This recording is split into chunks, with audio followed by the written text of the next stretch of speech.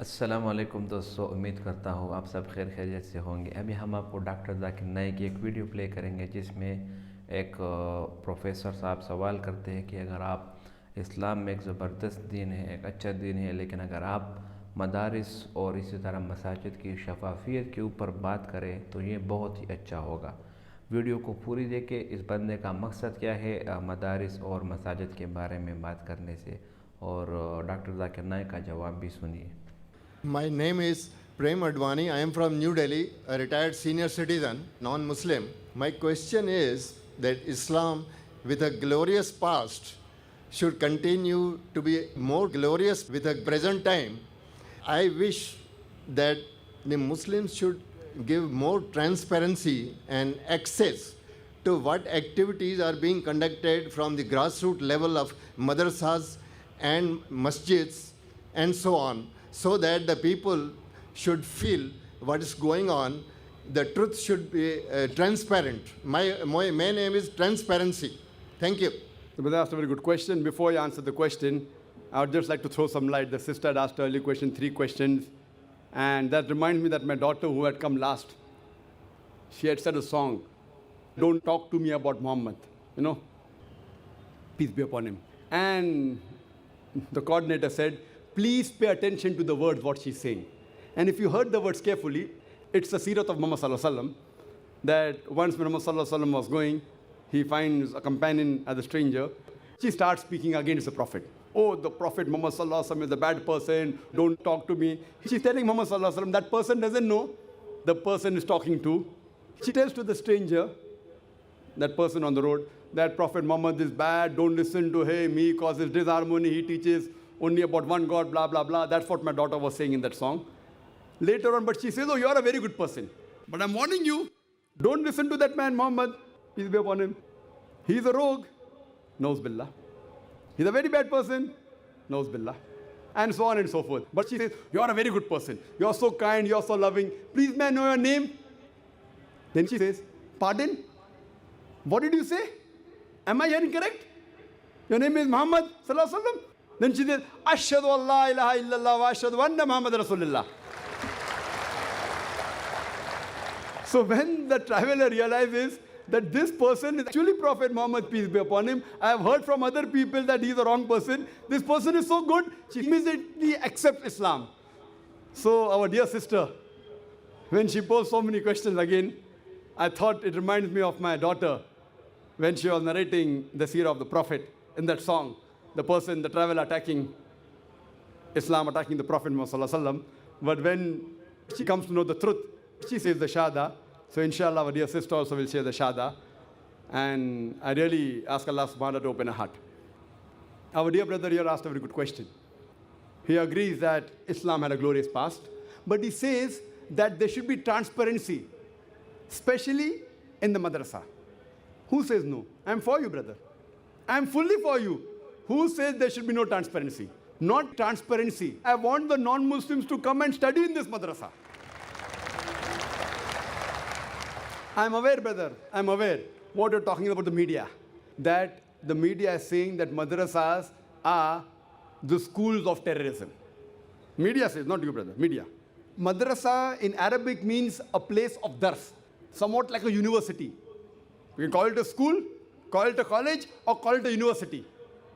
But the media portrays as though, if you go to a madrasa, you'll become a terrorist. Media portrays, not you.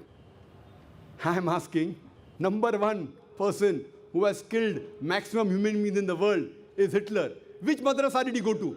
Which madrasa? Which madrasa he went to? See, today, mafia, the top people in the world from Italy and all these smugglers. If you take a survey that all the smugglers, all the top people that go to the jail, if you take a survey, how many people go to madrasa? How many? A small, maybe a couple of percent. Majority go to universities. Which university? Modern university. Schools, colleges. So can I say that you should close the school? Can I say close the college of education, close BA, close BCom, close BSc? No. Because I know I have studied in the school. That school doesn't say that you should rob or you should smuggle. you should go against your country. It is they study in that school, but they are the black sheep of that school. So Hitler also may have gone to the modern education. I'm sure that the school he went to didn't teach him that he should kill 6 million Jews. So what we realize that these are black sheep. So as a whole, you know, every year in this country, there are thousands of people who are passing from madrasas, from Nadwa, from Deoband, thousands of them. So do you say that they're going and killing people? They're not at all. It is the media which portrays. And now the government wants to go, and last year or year before last, they went to Nadwa, imagine. They went to Nadwa and they wanted a search warrant they took out to check. To check what? And Ali Mian Nadwi, Rahimullah, he said, okay, come forward, check. What they found? Nothing. See, once in a blue moon, 1 in a lakh, 1 in 100,000, 1 in a million, maybe a person, after he passed the madrasa, may have been misled. That doesn't mean madrasa teaches that. But a bigger percentage of the students studying from schools, modern education, from colleges, from university, which we get degrees of BA, BCom, engineering, doctor, more of the people doing wrong activities and evil activities. So as far as transparency, brother, I'm for it. No madrasa will ever say that you do not come and check. Our syllabus is open. Even our school, in our school, we are teaching, mashallah, we are teaching comparative studies. My student from my school knows more about Hinduism than average Hindu. He knows more about Christianity than average Christian. He knows more about Islam than an average Muslim, because we pay attention to both of them. So as far as transparency, brother, is concerned, I'm for you, I'm with you, and no one will ever say that you don't come and analyze. Come, but don't blame. Don't come with a negative mind. Come with open mind. You may never know, you may get hidayah. You may come to the truth. Yes, brother. Create an atmosphere of encouragement for non-Muslims to come and learn something and see for themselves. That is what I mean by transparency, so that people should not have suspicion that something wrong is going on, something good is going on. But you should make it transparent. Brother asked a very good question. We should make it transparent for non-Muslim to come and study. Brother, first invitation I give to you and your children, come to IRF. I give invitation to you. See, Islamic Research Foundation has a library. It is one of the most well-equipped libraries, at least in India, of scriptures of different religions. You know, we have more than 200 different types of Bible, more than 50 versions of the Bible. We have more than 50 translations only of Bhagavad Gita. We have several translations of Vedas, of Rig Veda, Yajur Veda, Atharva Veda. You may not find in the library of your government. You may not find in the library of maybe your school of thought. We encourage, study, and come to the truth. And leave aside others. I give the first invitation to you and to your children. I will even bear the air ticket, free. Come to IRF and we welcome you. Study and we will learn the truth together, inshallah. Can you, on the microphone? Yes, brother. I wish to thank you that you have taken my suggestion in the right spirit, and I will take opportunity to avail of your offer. Please, just write to us. I'll send you an air ticket, inshallah. खुशामदीद दोस्तों, उम्मीद करता हूँ video आपने पूरी देखी होंगी। देखो, अगर आप मसाजिद की बात करें और मदारिस की बात करें तो हम कह सकते हैं कि ये इस्लाम के एक मज़बूत क़िले हैं।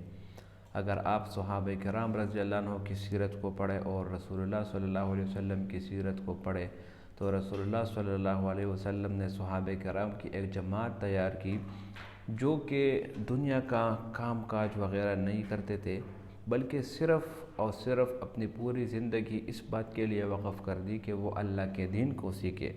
और उन असहाब को असहाब सुफ़ा के नाम से याद किया जाता है।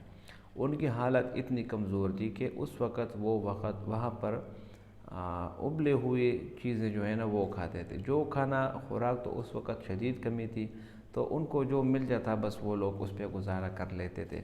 लेकिन ये कुर्बानी उन्होंने किस लिए दी? ये इसलिए दी ताकि रसूलुल्लाह सल्लल्लाहु अलैहि वसल्लम के ऊपर जो वही नाजिल हो और जो अहकाम रसूलुल्लाह सल्लल्लाहु अलैहि वसल्लम लेकर आए हो, ताकि वो सीख सके और फिर वो लोगों तक पहुंचा सके। तो ये उन्हीं असहाब की कुर्बानियों का नतीजा है और उन्हीं की कुर्बानियों और उन्हीं की लाजवाल जद्दोजहद का नतीजा है कि आज پاکستان میں ہم دیکھتے ہیں ہر علاقے، ہر گاؤں، ہر شہر میں مدارس کی تعداد زیادہ ہے، اور ان مدارس کے کارنامے کیا ہے؟ آج میں آپ کو بتاتا ہوں کہ مدارس کے کارنامے کیا ہے۔ یہ جو لوگ اعتراض کر رہے ہیں کہ مدارس نے لوگوں کو کیا دیا، میں یہ بات کہہ دوں کہ قرآن مجید واحد کتاب ہے جو اللہ تعالیٰ کی کتاب ہے، اور اس قرآن مجید کا وعدہ اللہ تعالیٰ نے کیا ہے کہ اس کتاب میں کوئی تبدیلی نہیں آئے گی، نہ ہی کوئی اس کو مٹا سکے گا۔ انہی مدارس کے بدولت آج تراویح میں، رمضان المبارک میں، ہر گھر میں، ہر چوتھے پانچویں گھر میں ایک نہ ایک حافظ قرآن موجود ہے، اور وہ تراویح میں قرآن پڑھا رہا ہوتا ہے۔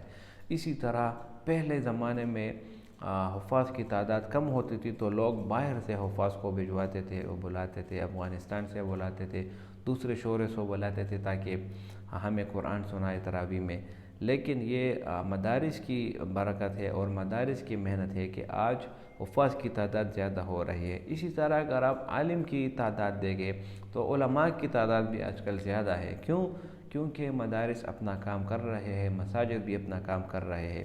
اسی طرح اگر ہم دعوت اور تبلیغ کی بات کریں، جو آج کل افریقہ کے ہم سن رہے ہیں، مغربی ممالک کے ہم نام سن رہے ہیں کہ کس طرح انہوں نے اسلام کو قبول کیا اور کلمہ طیبہ پڑھا، لا الہ الا اللہ، یہ سب دعوت و تبلیغ انہی مدارس کی پیدا کردہ ہے۔ اگر یہ مدارس نہ ہوتے پاکستان میں تو پاکستان کی بھی وہی حالت ہوتی جو کہ سعودی عربیہ کی ہے، جو کہ اسلامی ملک ہے، لیکن وہاں پر ایک امام کعبہ کو اس لیے قید کر دیا گیا کہ اس نے ایک حکومت کے خلاف کچھ بات کی۔ کیوں؟ وہاں پر ان کی سرپرستی علماء کے ہاتھ میں نہیں بلکہ وہاں کے شاہی خاندانوں میں ہے۔ میں یہ نہیں کہہ رہا کہ سعودی عرب میں اسلامی نظام نہیں ہے، لیکن وہاں پر بھی علماء حکومت کے جو ہے نا، حکومت کے ماتحت تھے، وہ وہاں وہی بات کریں گے جو کہ حکومت کی طرف سے ان کو ملے، وہی بات وہ کریں گے۔ دوسری بات کہ پاکستان میں جو مدارس ہے اور پوری دنیا کے جو مدارس ہے، ان سب کا ہی ایک ہی منشور ہے، اور وہ یہ ہے کہ وہ اللہ کا دین لوگوں تک پہنچائے اور لوگ ان کا دین سیکھ سکے۔ اگر مدارس نہ ہوتے اور مساجد نہ ہوتے تو اسلام کا نام جو آج کل دنیا میں ہر علاقے، ہر ملک میں لیے جا رہا ہے، وہ کبھی بھی عزت سے نہ لیا ہوتا۔ اور جو قرآن مجید کی حفظ کا جو دور چل رہا ہے پہلے زمانے سے لے کر آج تک، جو حافظ روزانہ ہر سال لاکھوں حفاظ وہ تیار ہو رہے ہیں، یہ سب انہی کی مدارس کی بدولت ہے۔ تو اگر کسی ایک آدمی جو غلط کام کرے اور وہ مدارس کا نام استعمال کرے مدارس کو بدنام کرنے کے لیے، تو یہ سب مغربی پروپیگنڈا ہے، اور یہ سب مغربی میڈیا کی جو ہے نا وہ عکاسی کر رہے ہیں۔ تو ان باتوں پر آپ دھیان نہ دیں اور نہ ہی ان کو اپنے ذہن میں رکھیں، بلکہ اس بات کا خاص خیال رکھیں کہ مدارس نے ہمیشہ اسلام کی جو دیوار ہے ان کو مضبوطی سے پکڑا ہے، اور انہی مدارس کے بدولت آج قادیانی اسمبلی میں نہیں آ سکتے، انہی مدارس کی وجہ سے قادیانی اپنے آپ کو مسلمان نہیں کہہ سکتے، اور یہ ہم سب کا عقیدہ ہے کہ حضرت محمد صلی اللہ علیہ وسلم اللہ کے آخری نبی ہے، ان کے بعد کوئی دوسرا نبی آنے والا نہیں۔ تو لہٰذا جو مرزائیت کا دعویٰ کرے اور جو آخری پیغمبر ہونے کا دعویٰ کرے، خواہ پھر وہ مرزائی ہو یا جو بھی ہو، ان سب کا مقابلہ پھر کس نے کیا؟ انہی مدارس کے طلباء نے اور انہی مدارس کے اساتذہ نے کیا۔ ان شارٹ، آخری کم الفاظ میں یہ کہنا چاہتا ہوں کہ اگر مدارس اور مساجد نہ ہوتے تو اسلام کا نام و نشان بھی باقی نہیں رہتا۔ اس پرفتن زمانے میں ہمارے پیغمبر صلی اللہ علیہ وسلم اور ان کے اصحاب کی لازوال قربانیوں کی وجہ سے جو اسلام وجود میں آیا، اور آج کل جو پوری دنیا میں آج جو پھیل رہا ہے، پوری دنیا میں تبلیغ کی شکل میں ہو، چاہے جہاد کی شکل میں ہو یا درس و تدریس کی شکل میں ہو، یہ سب کے سب انہی مدارس کا نتیجہ ہے۔